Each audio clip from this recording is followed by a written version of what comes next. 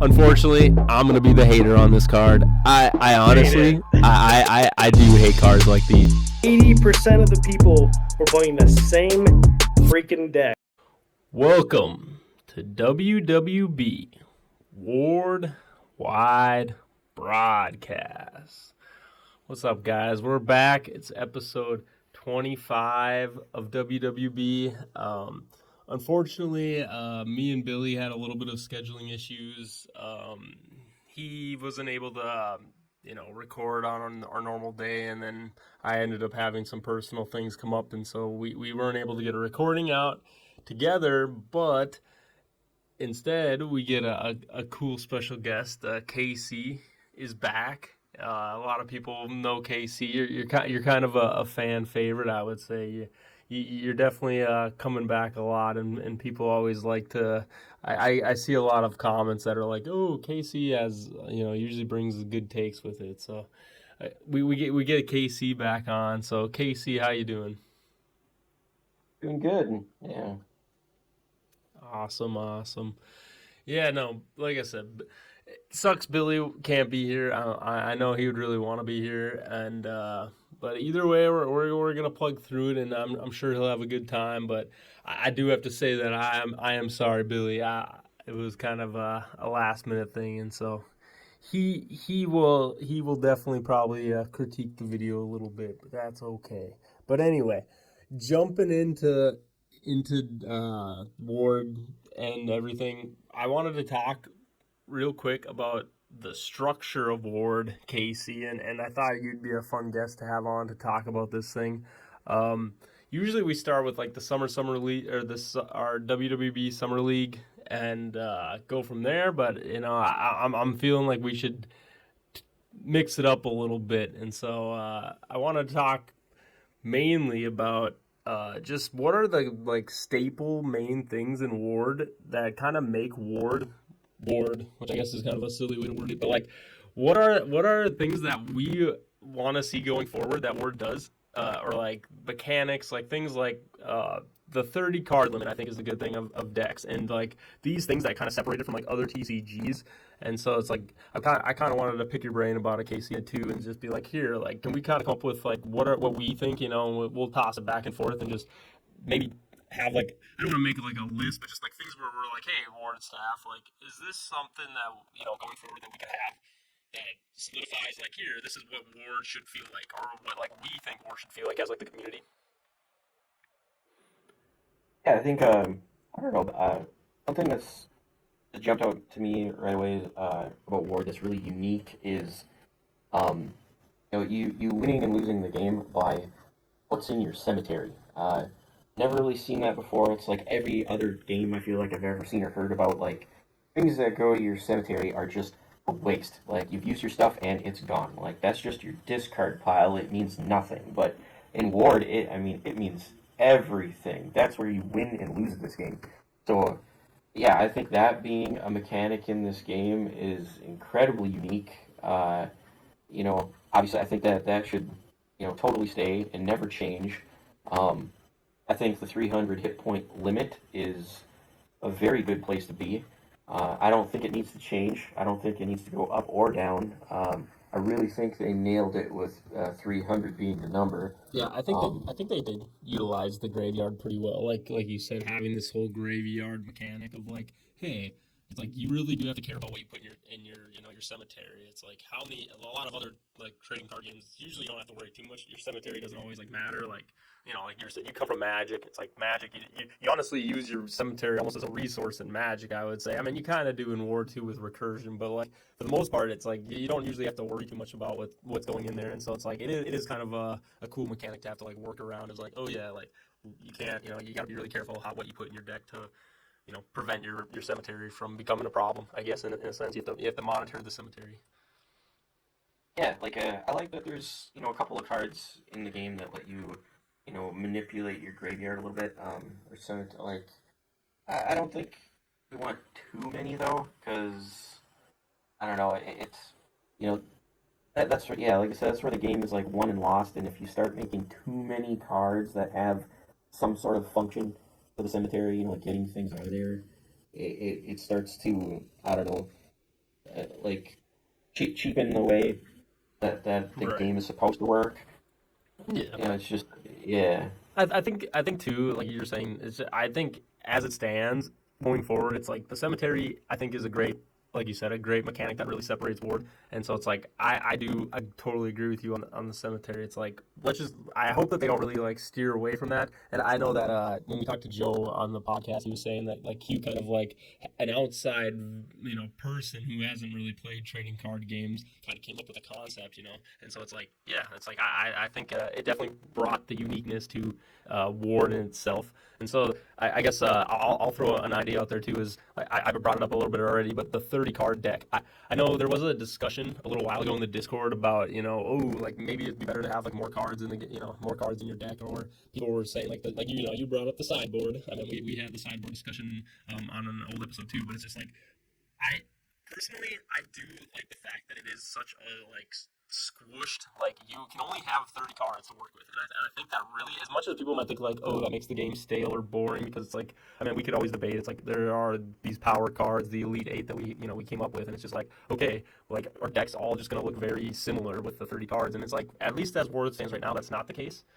There are a lot of functionality in the game that I think allows it to not feel, or I guess when you think of it as a concept, it's like, oh yeah, like everybody could just run the same deck. But when you actually like see how Ward is played, I don't think it plays like other like TCGs where like you were just saying, like the graveyard's a big thing. Creatures themselves like have these little abilities built into them, but they also kind of still work in the same like way. It's not like there's like too crazy of effects on creatures that it's like you would only play that creature over other creatures. Like you said, there's definitely like themes to decks too. So it's like I do think I do like their 30 card deck. I feel like it does make competitive play pretty unique. Where it's like, ooh, how can I get these like little like matchups against my opponent where it's like I can like tip the scale a little bit in my favor. So like, what do you think about the 30 card deck? I think the 30 card limit is excellent. Again, another incredibly unique thing that they've thought up. I feel like every other card game that I've ever played in my life, deck sizes have been like, 50, 60, up to 100 cards. There's just so much going on with those other card games and those decks. And, I think a huge point to bring up, like kind of in conjunction with the 30 card deck, is like all those other games that have larger deck sizes, you know, um, they all have resources. Like all of these games have resource cards that you need to be playing to play your actual cards that do stuff. Like Right. I think another huge thing about Ward is Ward just doesn't have resources. You just draw your cards and play your cards. Like Mm-hmm. that feels absolutely incredible for a card game. Like I said, since I've played so many and they're all resource based, be able to just sit down and play a card game and just play everything that you draw, no strings attached. Just if you want to play it, you can play it. Like it feels so good to just be able to always play your cards, to not be stuck in a spot where you can't. So yeah, I think, and I do think, 30 card limit, like you said, is a really good spot to be because it is small, but the fact that it's small really forces you to think very hard about your deck strategy because when you get those 50, 60, 100 card decks, it's all that you can just fit everything in your deck. Mm-hmm. One or two or however many copies. But with War being at 30 cards, yeah, you're just really forced to think some serious strategy and how many copies you want to be playing because you're so limited on a small deck size. And I actually really like that.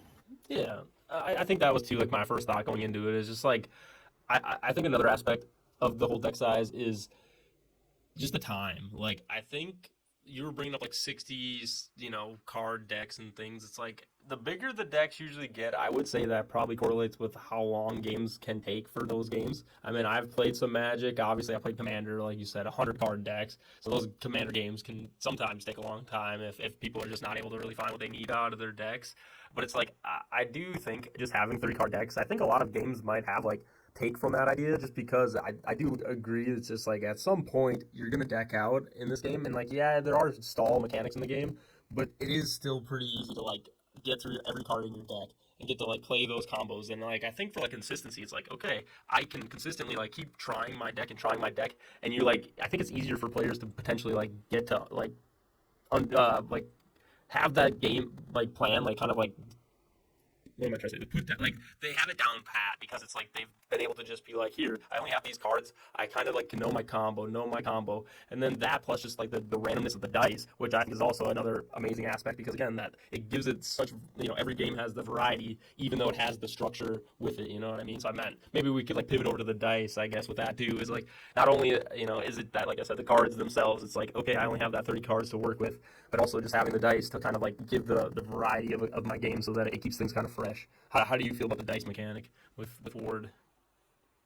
Yeah, the dice mechanic is amazing. Like I love it. So I mean, yes, it adds that absolute you know chaos to the game. You could say like just that bit of unpredictable. Like you're trying to control the situation as much as possible. For consistency, but just the fact that you have to roll dice keeps it so chaotic. So random. I mean, keeps you on your toes, keeps you thinking. Yeah, I think it's great. I've never seen another card game, with something like that as like a core structure of the game. Like, Magic has its fair share of roll the dice, do something, but not very much, and Right. it's just that in Magic it's just some crazy scattered one-off effects from things. There's not much there. It's more of just like this little thing that happens once in a blue moon when you're playing somebody. But I mean, with Ward, it's a core structure, a core mechanic of the game. Like it's what the game is built off of. And yeah, I think it's great. It's such a chaotic element to try to control to win the game. No, and I had a talk with Billy too, Casey, and I don't know where you'll fall on it, but like I said, I think the dice rolling mechanic is where you'll get those highest highs of Ward and the lowest lows. So like I mean obviously we like to do the broadcasting, we like to have this eventually. I'd like to have more games recorded of Ward, but I do really think it's like when you're trying to think of like card games. I remember I used to watch like tournaments for like Yu-Gi-Oh and stuff, and like I'm sure you watch like Magic tournaments. It's like you kind of know when the game is over. And so it kind of like ruins like that, it doesn't really give you like that, like, yeah, like that was like a crazy high moment. But I think the dice rolling in Ward actually will allow that to become like a very, like high, like everybody's going to be tense when it comes to those dice rolls, like I can already picture like tournaments in the future, like when it gets bigger and bigger and bigger. And it's just like, I can picture like a bunch of people just like, oh gosh, like he has to roll on this and like this could like decide the game, and then it's like, I understand that some people hate that takes away the agency, but I also think it's like, that plus just how like great the effects in the card, and at least at this moment in Ward, like the balance of both, I think just do really make it be like, oh yeah, there are definitely high points to the game and low points, and then there's also just like all the stuff the player themselves can affect with the cards that they have to make it go in their favor. So I think it'll definitely get those really high highs and yeah, really low lows when someone's stuck by irresistible for 12 turns. I meant that you can't. It's hard to get like lower than that. Yep, I've been stuck behind Metallic Bones and Irresistible Love for a lot of turns sometimes, and it's cost me games. I mean, yeah, like you said, that's your ultimate low right there.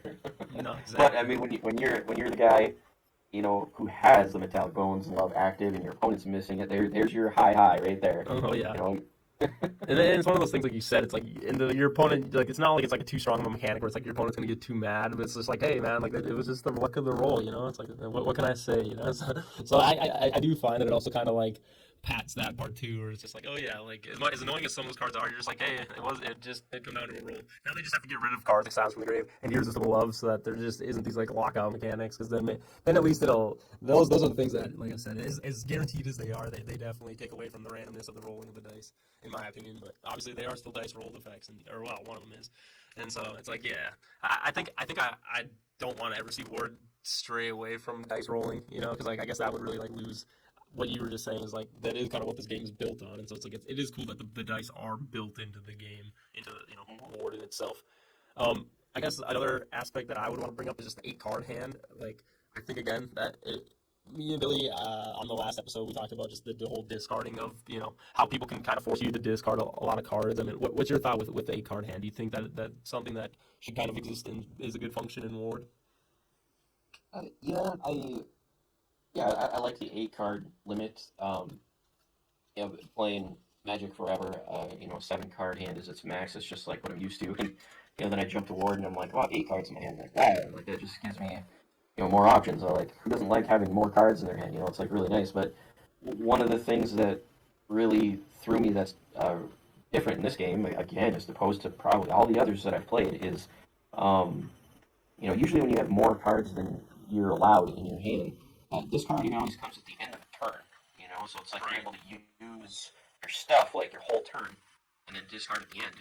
So with you, the first thing you do in your turn is draw. But if you go over your hand size, you have to immediately discard right then and there. So that the first, I don't know, couple of weeks that I played Ward, like, I didn't really like that. I'm like, man, that sucks, like, having to discard my stuff right away. I'm like, that's just sucky. But the longer I've played this game now, like, I actually really like that that's how it works, because I feel like that brings in more of a strategic element in Ward than it does in other games, since you're able to try your cards, use all your stuff, your whole turn, and then, oh, I didn't need this turn, and then discard your junk at the end of your turn. But when you have to discard at the beginning, that really forces you to think, how am I going to play out my turn? Because I know if I don't do something, I have to discard on my next turn. So I really like that factor, that's hanging over your head, that you got to play your stuff or you're going to lose it before you can use it. No, So I agree. I agree with you. As I brought up in the last episode, I do get a little worried about just card draw in general in the 30 card deck game. I mean, I already brought up a lot of my points on the last one. I guess just the main thing, like I said, it's not so much that you do have to discard cards. I just do want to see, like, in the future, it's like I don't want there to be ways to, like, right now, like you've seen, it's like Visitor from Beyond, Frog of Fortune, Twisters, all these things. You just make a deck and you can basically just cycle through a ton of cards and have your opponent draw a whole huge hand. And like you said, they have no counterplay to that unless they stop the draw power, which I guess is the counterplay. But it's like, again, it feels good to get all those cards, but then discarding a whole chunk of your deck in like one turn, I do think that is something that like the Ward staff might have to like look forward into and just be like, hey, like, this is something we do need to like address. I would hope that's like, how do we make draw feel okay in Ward, where it's like maybe on a bad day I discard 2 cards maximum, but normally it's like maybe just one, one, or I don't have to discard at all, or like it actually takes me to like stall, like if I'm just sitting like pass my turn, and then it's like, all right, now I have to discard. It's like, I guess that's kind of where I get a little worried with the whole like 8 card hand. Yeah, I think card draw and Ward, I think you need to be really careful about that, because your deck is so small, only 30 cards. You start with 5, so I mean essentially your deck is 25 cards when you start playing. So, just my personal opinion for the future, I think if the Ward staff making any card draw in this game, I feel like right now, any card draw that they make should be one card, and just one card only, whether you're drawing it yourself or both players are drawing it. Like, just one card should just be the limit, and see what happens from there. And I also think, like, any card that makes you draw some cards should probably come with some couple of hoops to jump through to be able to draw your card. I don't want it to be something as simple as Twister and Dragon Rage. Just play my card, draw 2 or 3 cards. Like, I don't even want a card that's so simple, like, I'm gonna play this and draw my one card. Like, even I think that's too good right now. Like, you got to be able to jump through some hoops to do it. Like, the only card I can think of in this whole game that lets you draw a card without any consequences is Luke Tiberius. And you got to hit doubles to draw your card. I mean, right. If anyone doesn't know, Luke Tiberius is a promo card, yeah, and his effect is if he rolls on his hit, if he rolls the same dice, he gets to draw. You get to draw a card. I'm pretty sure, right? Or is it just an effect? Or is it on hit? I think it's that's just that's his ability. He's like 3 dice plus 2, and then it's if his hit dice match, Yep, you draw a card. then you get to draw cards. So like you said, that's the only thing, and obviously it's a pretty low odds that you get that advantage from that effect, right? So it's like it's not too terrible. Exactly. Yep, it's low odds. I mean, and it's attached to. It's a kind of a cookie creature. I mean, he's not that great. Right. You want to be just rocking a 3 dice plus 2, just praying you getting to draw one more card than your opponent. Yeah, is that good enough? Probably not. But that's what I mean. At least if you want to be drawing cards, that's the kind of hoops and conditions you're gonna have to go with to get your extra cards. Because just getting extra cards is just it's too good. In this game, it's too good because the deck's so small. I agree, and I just think, like you said, it sounds like it feels like they addressed it pretty well, and with their draw power, like Billy kind of explained it too. It's like you're always giving your opponent usually the same value. It's like maybe. And in some ways, like I say that's like pretty fair. Like you said, it's like Twister, you draw, your opponent draws. Dragon Rage, you draw, your opponent draws. So it's like no one's really like missing out on the value when those draw cards go off. And as we kind of talk about, like I said, like the structure of Ward and like what are the things that we want to see like continuously go forward. It's like if we were to make a little list, like you said, cemetery is an amazing like mechanic to just have as like the kind of the like way that the game flows in Ward. It's like here, the cemetery is always going to be a very useful thing that people are going to have to play around. Then, like you were saying, 30 card deck. I'm sure in the future maybe there'll be arguments. That's probably the weakest one in my head. Like I'm sure there'll be a lot of people that'll be a very hard pinpoint of like we should have 45 cards or whatever. People will debate that all the time. And I'm sure tons of people will get mad when they only can put 30 cards in their deck or whatever.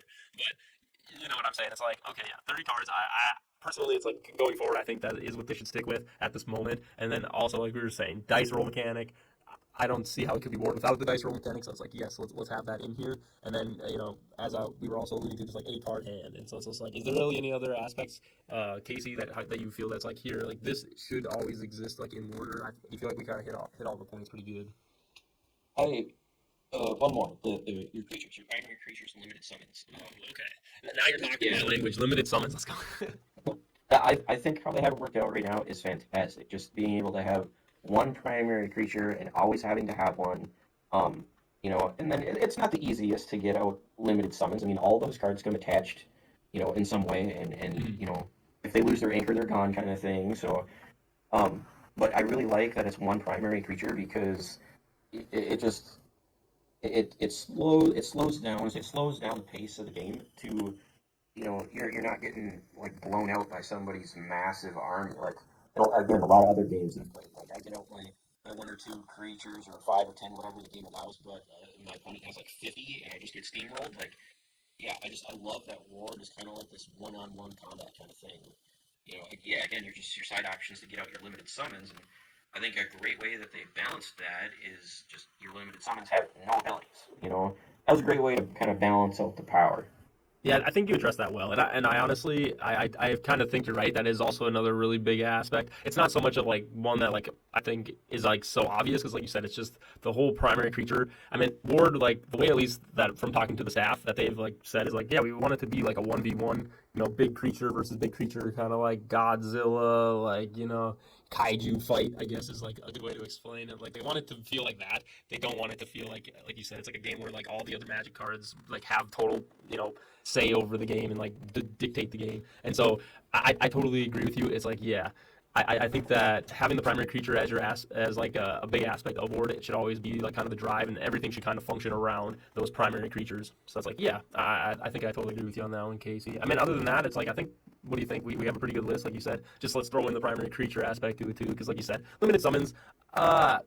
Even though I am a big fan of them, I do think they are probably going to be the mechanic that has like the most diversity going forward in the future, because I think a lot of people are going to have, it'll be a mechanic that can be put into a lot of decks, and I think in a lot of unique ways. I don't know how I feel about it, like always keeping all like the creatures vanilla that are limited summon.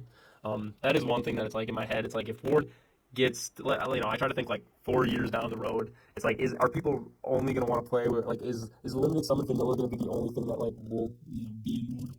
Start to be like, all right, this limited summon has an effect, or this limited summon, right? So I'm kind of curious. Like I said, I think they probably could definitely do more with the limited summons if they wanted to, but I do kind of like that it's just like, hey, you can't just run a full deck of effect monsters, and that's kind of like where I come from. Is like Yu-Gi-Oh! It's like Yu-Gi-Oh! Had vanilla monsters, and eventually it's like once they, everyone realizes effect creatures usually just outmatch those vanilla ones at a certain point.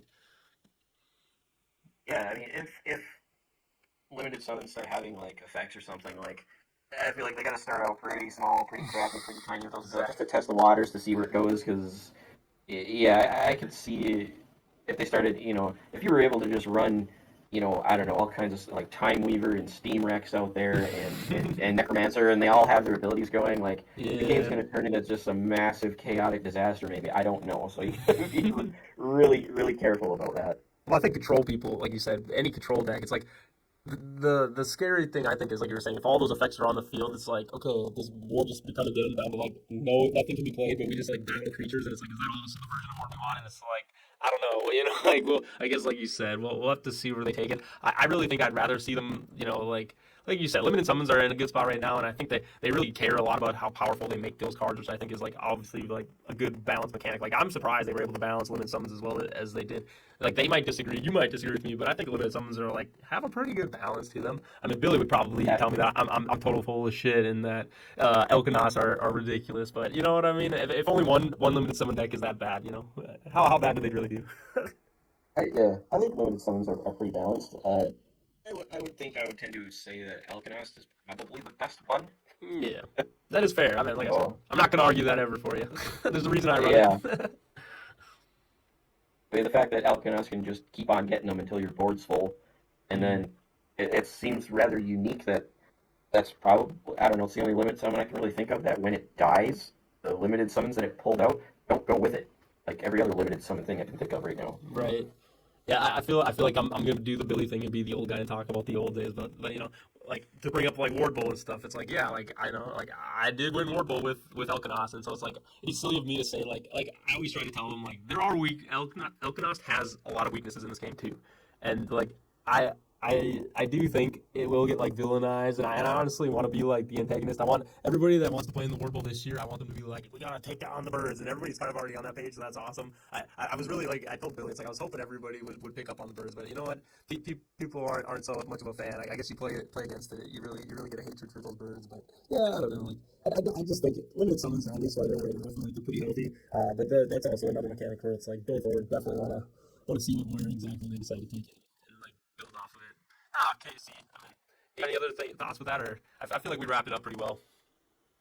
Yeah, I think we wrapped it up pretty good too. Heck yeah. So I mean, in the comments, like I said, if you guys agree with us that those are kind of the bigger aspects, or if there's other ones that maybe we missed, you know, you guys can definitely leave them in the comments, and I would definitely love to talk about it because, like I said, like I think it is an important thing to bring up because, like, I think when you talk about Ward, it's like I always look at it like when you're in the Discord and a new person comes in or somebody asks a question like, oh, like what is Ward? I mean, Casey, you probably see a lot of times. That's usually like one of the first questions everyone asks is like, what is Ward? Like, what makes Ward? You know, it's like this is like what I would probably just like tell them every time. It's like these are those aspects that make Ward, right? It's like these are the things that you can expect, and I think they did a very good job when creating the game to really like keep those aspects in mind. Yeah, absolutely. It's yeah. I mean, the game's got a load of good structure to it. You know, I like how the mechanics are working. Yeah, right now I don't really think they have to change anything right now. Like, kind of just keep giving us more of what they've got. You know, it's kind of like that thing of saying like, hey, if it ain't broke, don't fix it. Right. You know. No, for sure. I think they definitely, like you said, they'll probably appreciate, you know, us talking about this and, like, reassure them that it's like, hey, these things that you got in the game are good. Because, you know, I'm sure from their perspective, maybe there's a lot of things that are like, ooh, that didn't turn out the way we wanted it to. But, you know, it's like, I don't know. I think overall, like, if there was something bad with the game, I feel like they did a good job of, like, covering it and figuring it all out. So, anyway, moving forward, talking about, you know, this, our summer league, this is where we'll do the little weekly update. You know, Casey, you have to talk about your summer league experience all the time. So, hopefully this week takes in week 6 of the WWB summer league for fantasy league. What was your how did your games go? You know, maybe if you want to talk a little bit about your experience. I mean, I'm like 1-5 right now. I think 1 win, 5 losses. But like, with the exception of this week, like all of my games have been extremely close. Like, you know, they've been coming down to the last creature, or the last combat even. You know, it's like whose dice are going to come out on top on this. So yeah, it's like 4 of my losses have just been that close. Just people just eking it out. You know, Ward being Ward. People just getting a better dice roll than me. So No, for sure. I agree. Today at my match today, I got crushed really hard. Actually, it was probably one of the most one-sided games Ward I've ever played. Oof. So that was against Jesse, yeah. No, I seen his deck list, and I definitely think he definitely had some good ideas. He definitely had the little creatures in the deck, but I think he made some adjustments. I mean, I seen, like you said, he put Steam Rex in, and then there were a couple of Magic cards that I was like, oh yeah, like when I seen the first iteration of a lot of people try like these assassin, like fast speed, a lot of little creatures that do a lot of damage, Raccoon Knight, you know, these cards that are kind of like, ooh, let me get this out right away, let me just smash my opponent, maybe I can just like beat him down real fast, you know, I kind of think of it like the fast beatdown of like little creatures, and but he actually put some other tools in there that I think also just like let his play style, he could adjust his play style to whatever happened in the game, and yeah, it looked pretty interesting of a deck, and so yeah, like you said, I'm sorry that you had to feel the force of it. I mean, like you said, it sounded like you weren't too impressed with your performance of the game, or maybe just the way the game played out. The deck I used today I used once before, and it actually worked pretty well. The little theme that I went with on my deck is, everybody has been like kind of excited to try like all the AL12s. Like what big AL12s can I throw in my deck that we can see if we can make them work. And I feel like I kind of went the opposite direction of what everybody is trying to play those big AL12 guys. Is I went with what AL6s can I play that are the best ones, so I don't have to sacrifice anything to play them, Right. and then slap one of the big legendary pieces of equipment on it to turn it into a serious threat. Like at the 3 legendary equipment, Creator's Gift and Celestial Power. Like, what AL6 can you slap those on, and all of a sudden, people are like, uh-oh, this thing's really strong. Right. So, I played a couple of the promos, like Zange the Hunter. Dude's insane if he gets 12 armor and any kind of modifier on him, because Yeah. his ability to minus 60 armor against anything he's fighting, I mean, that's pretty nuts. Like I said, you can make a modifier of like, Yeah, that makes sense. And then he stretches it, right? Because he has no modifier, so it's like, yeah, you definitely have to give him a yeah, little bit of something to kind of like. Even though you're right, it's like he takes away their armor, but he also still needs to roll somewhat decent to hit them still, because most times they're not at like 1 armor. But but when you just read it though, it just, for some reason, it just reads worse than it is. Because you look at that minus 6 armor on that guy, and I mean, if you think about it for a second, like, the strongest thing you're going to play against is AL12s. Well, they're automatically going to be 6s. You only have to roll 6, or well, you only have to roll a 6 for your hit die to hit. That's not that bad. That's well, like you said, you pretty slap good, any actually. good equipment on him, it's just like, oh yeah, now he just hits every time, and like you said, you're just getting that Yep. value of his four hit dice, which is pretty strong creature for an AL6. Like you said, probably one of the strongest AL6 creatures if you think about just like potential of damage that he could do. I agree with you. Yeah, I get deja vu. Sorry, Casey, I'm cutting you off, but there's a card that I really think is a very fun card, Curse, and I think you've been starting to test with it too. But like, I brought Curse. Everybody was telling me I'm silly for running that card when I brought it to Ward Bowl or whatever it was in my deck. And it's like, you think it is a silly card, but when it really comes to like you want to hit a creature, sometimes you just need to make sure you hit a creature, right? It's like you don't ever want to have that turn where you're like, this is my critical turn, and if I don't hit this creature, it's gonna cost a lot, for my game. And so it's like, yeah, I feel you. I think he's definitely probably one of the promos that people probably like don't look at enough and like see that value of him. But I don't know, like, yeah, man. hope you go. Just throwing like a Yeah, I was just throwing like a dragon power on him, and all of a sudden he's absolutely insane. Like, Mm-hmm. he gets plus 5 to hit from on the dragon power, and you only have to roll a 6. So you can't miss. Unless you critical fail, you're hitting them, and it's going to be like 4 dice plus 10. I mean, that's pretty serious. Mm-hmm. See, I kind of follow you in that suit of, well, not so much that you're trying to find these AL6s, but like in my head, like you said, it's like a lot of these sack creatures, people do look at the AL12s, AL11s, and like that was like utilizing, like, at least for me, like I've been kind of playing these gnomes a little bit of them for the most part, and like you were saying, it's like that's kind of where I landed on too. Is it's like, yeah, a lot of people like could bounce my AL7 gnome or whatever, but like they have these HPs that are like kind of like I call it, like, I think it's like a little bit of the sweet spot of like 60, 70 HP. So it's like you kind of actually can like work with their HP quite a bit. Like it's pretty, you know what I mean? Like you can kind of like optimize how you want to play your deck as like the match goes on. And so it's like I do tend to think like, yeah, sometimes those bigger AL like 11 and 12s, like they don't give you that much flexibility, and just the fact of how much resource you have to throw into your cemetery to get those things out there. And it's like, will they even like match that value? If I put 60 HP in the cemetery, will that AL12 do even 60 HP or more, right? It's just like, sometimes when you really think about those numbers, it's like, oh yeah, it doesn't feel that great. But like you said, with like the gnomes too, it's like, for what they are, like the gnome dragoon, a 6 AL creature that if I get one gnome in my hand turns into a 4/2. It's like you were just saying with the hunter, it's like pretty good, Like, yes, I wish the gnome also had the ability to lower the armor level of the creature. That would make it even crazier. But like, still pretty strong hit, like you said. It's like, yeah, you got to build with the modifier a little bit, but that is kind of I would say like almost a hot take. You're throwing in some hot takes into this episode too. So, but no, I really like that. Like you said, I like that you're playing with those promo cards too, because yeah, I don't think a lot of the other promo cards besides Scarlet really like see too much play. I mean, Artis Gorath, like that card probably sees the next closest to her in competitive play just because of his stats and the fact that he's speed 12 and he can hit like a truck. So it's like, yeah. Yeah, I've been using a lot of Zange and Nadara. Yeah, you really like the elf guy. That's another one that like you said, I like that he is AL6, and he also is speed 12, so it's like can deal with like assassins pretty well. Yeah, he does feel like one of those cards though where I just look at him like, he just maybe needs a little bit more. Like he is kind of a very unique card. Where I think like, yeah, it's like he definitely is probably one of the better AL6 cards because of the fact that he can either do 4+1 or 1+4, and he gets the flip flop, and you kind of get to decide, so it gives you a little bit more agency there. Like, so it's like, yeah, I like that card too. I'm super looking forward to, like, I really hope that they make more creatures like Nadara. Having choice of two different attacks, like that's just it's so to me it's just so good. Like I really like Nadara a lot. Like I don't know, probably more than anybody else maybe. Just the fact that I can just be like, oh, I want my huge modifier to guarantee I'm going to be getting a hit, or do I want, is it good enough that I can just hit them hard with all these dice? Like Right. that option, I absolutely love it. And like yeah, I want more creatures with multiple attack choices. Like I love it. I think it's really cool. It's really cool. And I want to see it in normal set like Gen 3 or 4 or whatever, where we get a handful of creatures that might have multiple attacks, not just a promo that's limited to one. Right.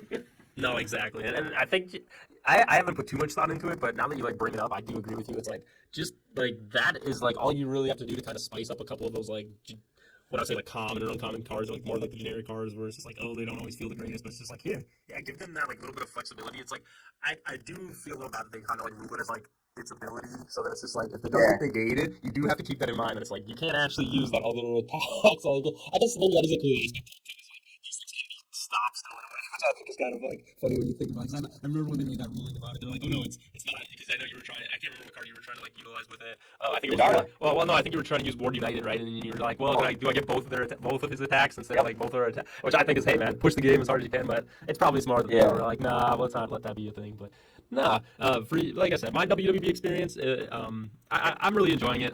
I have found myself, I just keep like playtesting with gnomes, and like in my head I'm like maybe I should play other things, but like dude, I want to showcase gnomes a lot, just because like I feel like everybody kind of, that was like the laughable deck that like a lot of people were just like, I'm playing gnomes, and like I think they actually do have like crazy power, and so it's like I have a hard time once I find something that I think is really fun, when I want to see all the variations, because like that's the thing about War 2, like you were saying with like your game, it's like you got kind of stomped, and I'm sure you didn't even get to really play through your deck, let alone, he probably didn't play through his deck very much. So it's just like sometimes you don't, even with a 30 card deck, you don't get to see every little like interaction that your deck can have. And so it's like I haven't really feel like I've been able, like my gnomes have kind of stomped in the games I played. So it's like I want to make sure I can see all the things, all that the deck has for with gnomes. So it's like it just kind of keeps making me want to like play it and play it more. So, but yeah.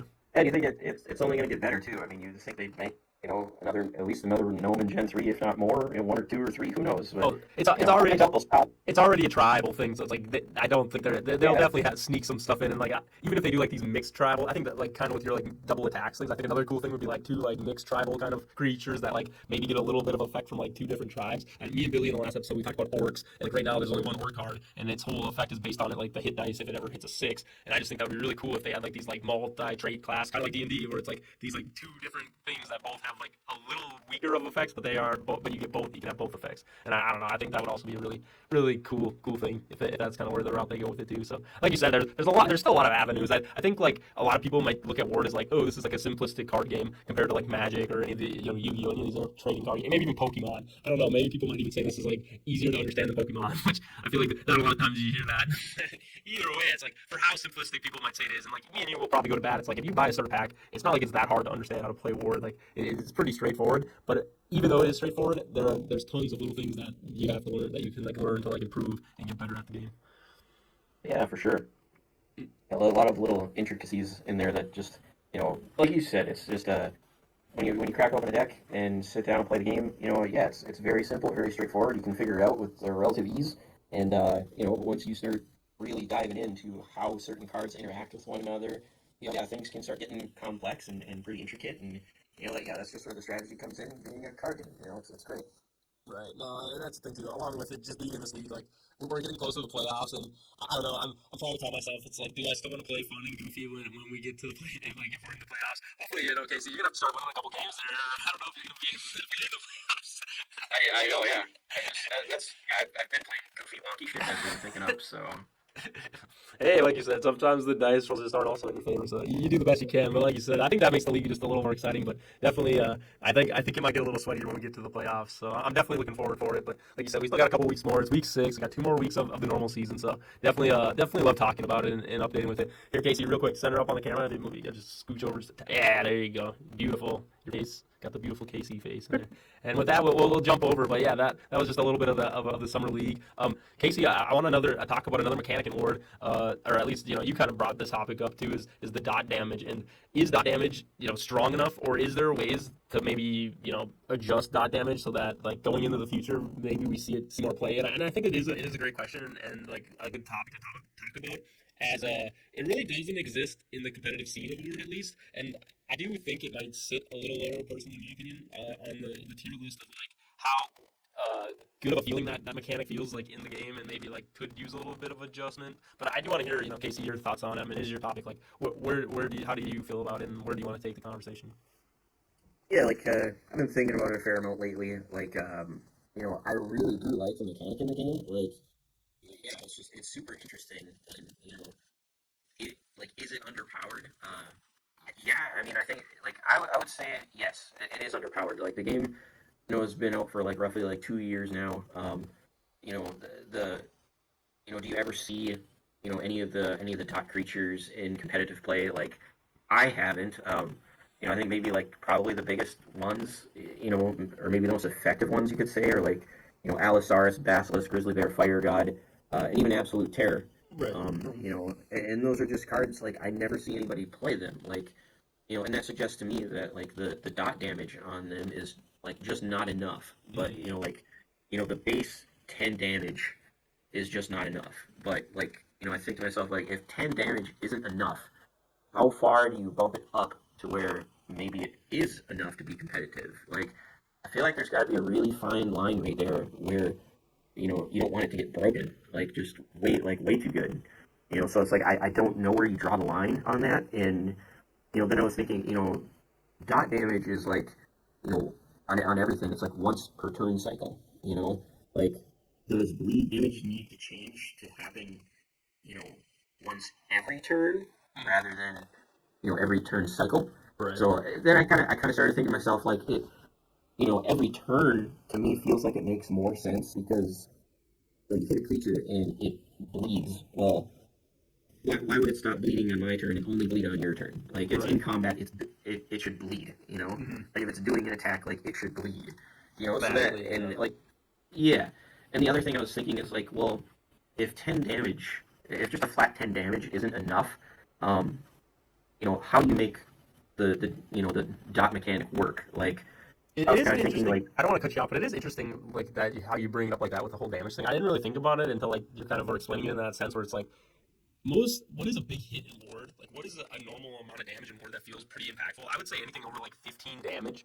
I don't know where you stand on it, but like 15 damage, like on just like a hit, can feels pretty big of a chunk of HP for most creatures. I mean, obviously like 100 HP, 120 doesn't feel as bad, but like a lot of those smaller creatures like that, that's like a fourth of their HP. Like they're 60 HP. It's like that's a fourth, like just 15 damage, and so it's just like I do think you're right. It's like it is underwhelming, but if you like, let's say we bumped it up 10, right? So right now most of them are 10 damage. If you go to 20, think how many creatures that are at 20 HP that like just get one shot by that, right? It's like it just insta kills them, and so it's like I guess you're right. It is very hard to be like, how much do you like make this damage? Because I guess that's not something that people really adjust, like think about too much in Wars. It's like 10 damage is kind of a lot of damage, like that's 5 damage every turn in a sense. But the fact that you can play around, like you can kind of respond to it, right? It's very respondable, I would say, with the dot damage.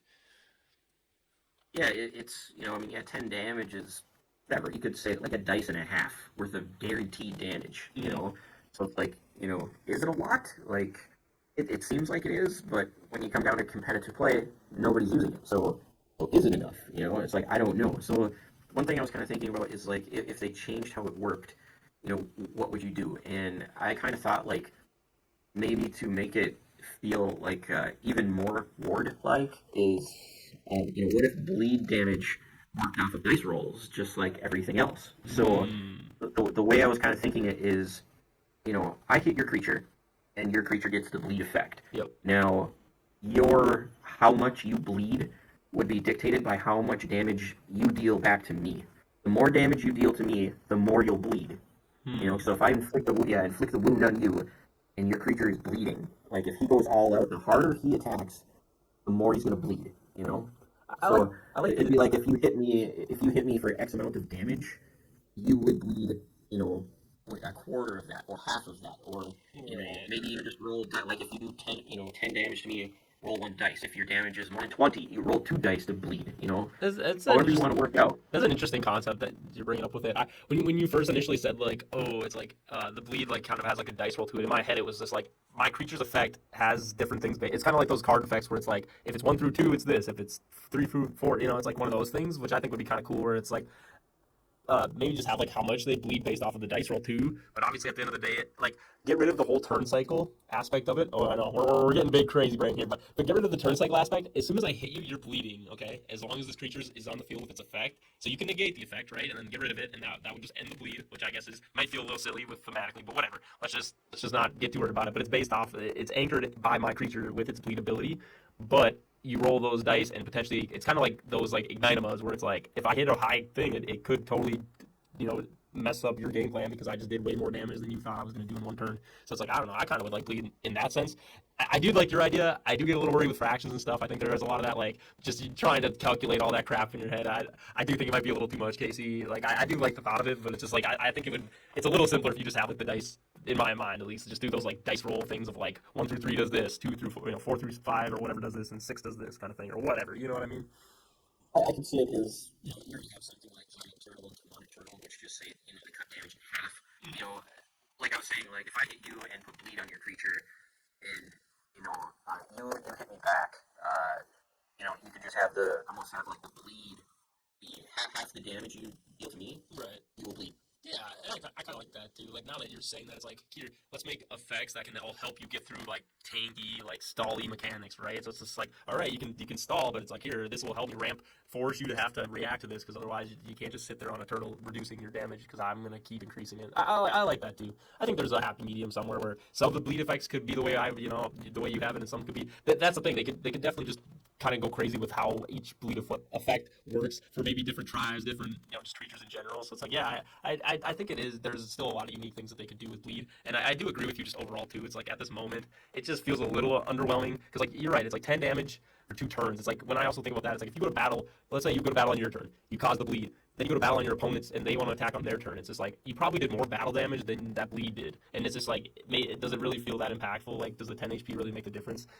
And another thing is just a lot of little creatures that are running around too. So it's just like, how impactful is bleed? If it is like, yeah, maybe it's guaranteeing a one shot on a creature, but it also just like, does it do a lot for you in the match compared to like some other effect cards in the game? But yeah, I like the dot thing, and I do think they're a little weaker. I mean, it's a little weak at the moment, and I'm excited to see where they go with it. Hopefully, Gen 3 has some more dot damage. Yeah, I'm excited. Like I don't know, I really want them to figure it out because I really do like the mechanic, and yeah, I would love to see it show up on something that's competitive, some creature that's competitive. That I mean maybe even some creature that's so good like you could build a deck around it kind of thing. Like you build deck around Alkanost, you build a deck around gnomes, you build a deck around Perfect Shark. Like if they could make some sort of bleed creature that's just so good. You build a deck around him. Like right. I feel like that'd be kind of cool because I really do like the dot mechanic. Right. I was gonna say I think the theme. I think a lot of people too. I think it's a very common thing, like in video games and stuff. People really do like those bleed like those kind of mechanics in a game. And so it's like I agree with you. I think you definitely should have specific themed creatures that like kind of can be like the like bleed boss damage. That was another aspect I was thinking too. Like in Magic, it's like there's like different things. There's like toxin, poison, and like all those things. Don't they kind of work like differently at different times in like your phases and stuff? So it's like that's also something they could experiment with a little bit of like when does these things occur, right? Like when do you take that damage? I think that also might be something that they could look into with bleeding. Yep, there's multiple mechanics in Magic that work to give a player poison counters. Which is a way to win the game, and they all work slightly differently. There's cards that just flat out say if your opponent poison counters, but yeah, then there's creatures with an ability called Infect, which works in a slightly different way, but it does give them poison counters, and then there's creatures that have an ability called Toxic, right. Which again works in a slightly different way, but it does give them poison counters. So I think it gives the board staff more diversity, right, to like make those cards. So it's like I think they could do some unique things with different ways of bleed or burn. Yeah, or if they could. Whatever. Yeah. If they could find a way to. Damage stuff to be competitive. You get to show up in a competitive scene. Yeah, exactly. I think it is always a cool mechanic, and I personally do it. If there was a big dot creature that definitely took over, I would definitely experiment with the dot damage because I think those are always fun effects that, like you said, if they can make some more like fun ways too. Like that's the hard thing too is like they kind of just get stuck with like this like 2 turn cycle bleed thing, and it's just like it's just kind of like a background effect that like maybe I get value with it, maybe I don't. And I think they could definitely spice it up, like I said, with more dice rolling. I mean, you got brought up the ideas like make the dice mechanic built into it, like, ooh, the hit was so hard it makes them bleed even more, or whatever. It just have a little more fun with it. I think would be great. But no, I like the dot damage discussion, and obviously, everybody go in the comments and talk about how you feel about bleed. Is it too weak? Is maybe it's too strong for you? Maybe you get really annoyed. I'm sure, like you said, we see it at the high end KC of competitive, but it's just like at the lower end. I do know I played I've played some people with certain creatures, and like sometimes bleed does feel really impactful because you're just like, dang, like if that didn't do just flat 10 damage there, I might have had a chance to come back in this game or whatever. So it's like definitely want to hear in the comments and stuff, and also like and subscribe while you're in the comments, hit the notifications, all that stuff. So gotta preach that too. Gotta fit it in there somewhere. Yeah, I'll be honest. I have gotten messed up by a grizzly bear before, so it's happened. Mm-hmm. And I fought against a grizzly bear did like 30 or 40 extra damage, and it cleaned me out. No, right. You love to hear when it's on your side, now when it's not on your side. But going forward, I love the bleed discussion, but I also want to make sure we fit in some topic Excalibur Con. So this is the next big con that's really on the horizon. I know we just had Gen Con, and it seems like Gen Con was quite a big success. I mean, I was hearing a lot of the stories of people and things, and I was a little sad when I was hearing that people were getting the Aqua Dragons there, people were getting the boss promo cards there. I was like, oh dang, of course Gen Con has the fun goodies, but then I was surprised because the word staff they just keep delivering, and not only that, I'm sure you see it in Discord, Casey, and on Facebook and stuff, but they have their own Excalibur Team Con card for Ward now that they're only gonna have at Excalibur Con, and I know a lot of people are already like, oh, why is it so far away? I can't get there. I will be there. I will claim my card, but yeah, it was pretty cool. What's your reaction to the unique card that they made for Con? I thought it looks cool. It's super interesting. Yeah, I love it, but I mean, I kind of get everybody else. Is it going to be tournament legal? Like, yeah, I don't know, because that's feels a little sketchy to me because, there's only so many people that can be, it's not like someone from California or Florida is going to be coming over here to get this promo card. Yeah. They're kind of out of the loop, which, it just kind of feels like a massive bummer for them. I mean, I know if they had some tournament out in California that gave away a unique promo there, like, am I ever going to get my hands on it? Probably not, which it kind of sucks. Well, and that's the thing too. It's like, and I struggle with this, and me and Billy had to talk about it. I think maybe even you were on that episode with just promos and how strong they are, or like could be like they're not how their strength of promo cards, and I don't think it's at a problematic point right now. But cards like this, like you said, this card definitely could see some play. It's got the draw to it. It has a draw power effect to it, and anytime you put that in the card, it's pretty good. Even though it's like you have to like guess kind of like what kind of card it is or whatever, or your opponent can guess, so they can technically send it to your cemetery. So it does have like potentially a big cost, right? But it's like does your opponent just go like creature? Because it's like if they ever get a creature, one of your big creatures, that just goes right to your cemetery, right? Like at least from the way I read the card, I'm pretty sure that's kind of the thing. But if they don't guess what the effect or what the card type is, then you get to add the card to your hand. So it's like I don't know.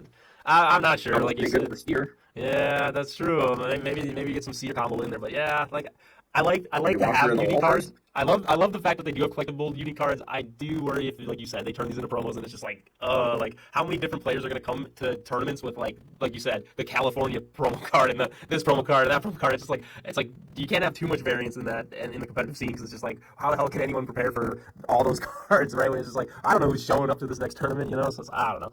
I love it. I can see that they're they do a lot to support these things that they go to and they like to give their little twist onto it, and I think that's awesome. I just like you said, I have to protect the competitive scene because like that is like kind of my area, and I think sometimes these cards can definitely make me have to question those things sometimes. So, but either way, Excalibur Con should be fun. If you want to get your hands on those promo cards, it's again August 16th and 17th, and they have Ward events both days. They have pack crack tournaments, which are official. So if you want to get in the rankings, again another good time to start getting on if you want to get into the tournament scenes and get on the rankings.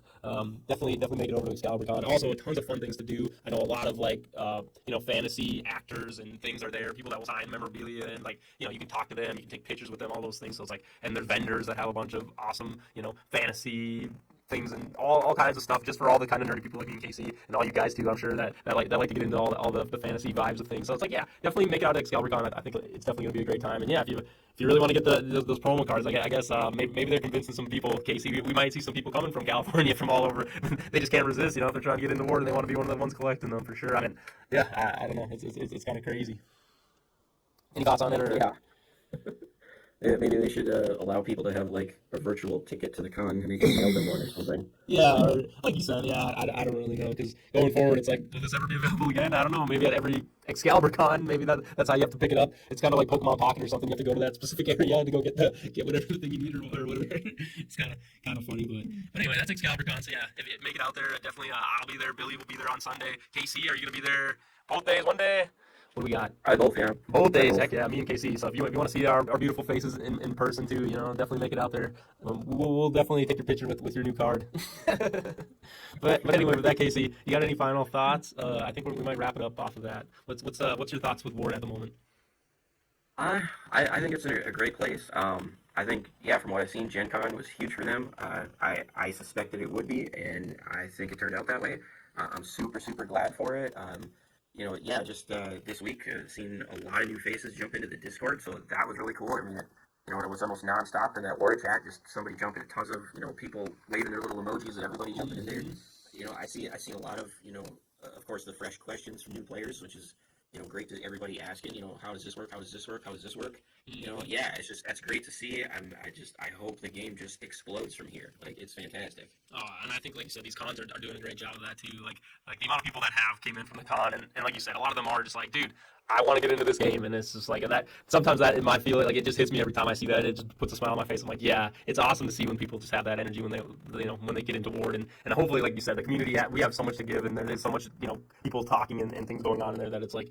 I really like to see that everybody is going to be adding to our community and it's going to keep growing just like you said, and at some point it's like it's just going to be huge and like mainstream and all these things that we want for Ward. So it's like, yeah, it is kind of getting to that point too where it's just like, yes, this is no longer like the beta stage. We're starting to get to like all right, this is starting to become like an actual TCG that people are taking serious, and it might start contesting with a lot of those other ones. So yeah, no, like I said, I thought it was really cool. I remember I seen I think it was David posted it in the Discord, and he was talking about just like talking to Joe at the con, and he sounded like he was a little down on whatever, but it's like I really do hope that like he can see that it's like, dude, what you got here is special, and we all see that it's special, and I really hope that you see that it's special, and just like let it keep growing. Maybe it's not growing at the rate you want it, but it is definitely, it has all the good stuff in it, and it's just gonna get better and better. And so I guess to leave him with that is definitely just the final thought that I want for it. So yeah, Casey, anything else, or otherwise I think we're gonna wrap it up for episode 25.